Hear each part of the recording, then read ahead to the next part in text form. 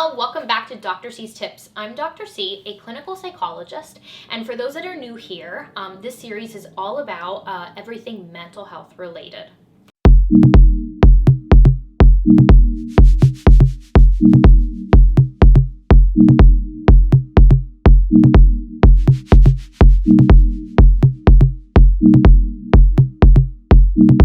In today's video, we're going to talk about research-backed tips that will help you have and maintain a healthy marriage or dating relationship.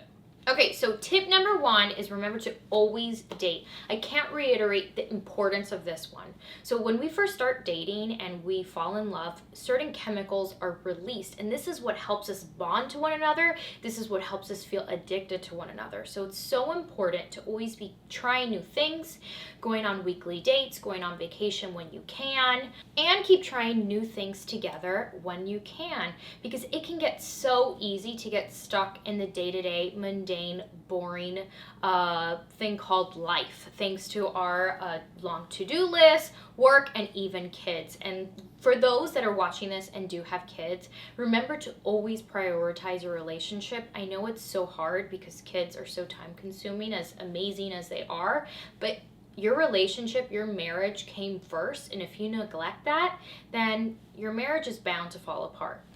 Don't forget to constantly touch each other, and that is tip number two, because one of those chemicals that I was just talking about is actually called oxytocin, and it's coined the love hormone.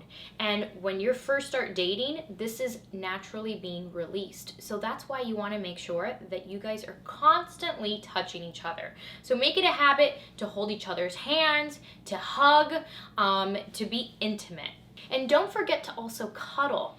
All of these things are going to help keep your marriage and relationship healthy. And when you guys are experiencing some more stressful and emotional times, whether it's related to the relationship or something non-related, your physical connection with one another is what's going to keep you guys together.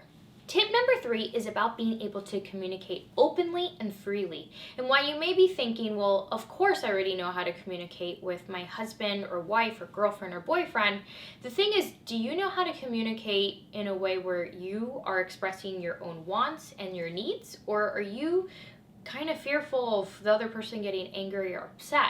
So you want to make sure that you guys are able to do this in a very free and open manner, because yes, it's so easy to talk about something fun or exciting without getting upset, but when you're saying something that's important to you or something that you want to happen, you want to make sure that the other person's going to respect you and hear you.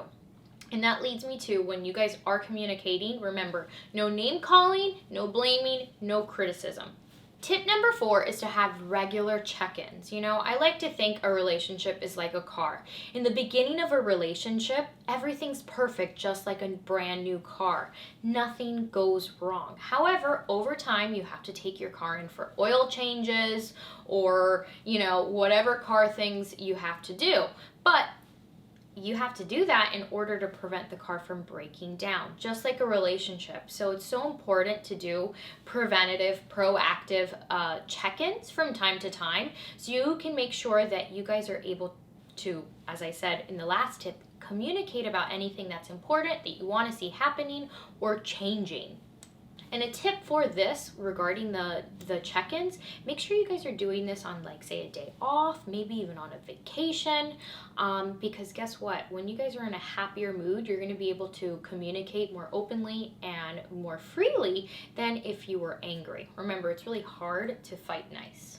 And the last tip, which is tip number five, remember, it's all about the little things. You know, I know Christmas and your birthday and Valentine's Day, it's nice to get a really nice big old gift. But you know what? It's not about those 3 or 2 times a year. You guys should be showing and expressing your love multiple times. And no joke, I even tell my husband that Valentine's Day should be every day. No, that doesn't mean I expect a really big, lavish gift every single day. I mean, hey, who wouldn't? But it's about those small little things. So it's those gestures. It's like, you know, saying I love you every day. It's saying thank you. It's writing a handwritten note and putting it in your spouse's lunch that you just prepared. I actually used to do this one for my husband before we actually used to work together. or even sending a sweet text message before, your spouse has, or girlfriend or boyfriend has, a big presentation. It's all these small little things, because at the end of the day, what this does, it shows that you appreciate the other person and that you care about them. All in all, these 5 tips are small things, or some a little bit bigger, that you guys can be doing to be keeping the passion, the connection, and love for one another alive, especially after you guys have been together for quite some time, whether it's for months or years.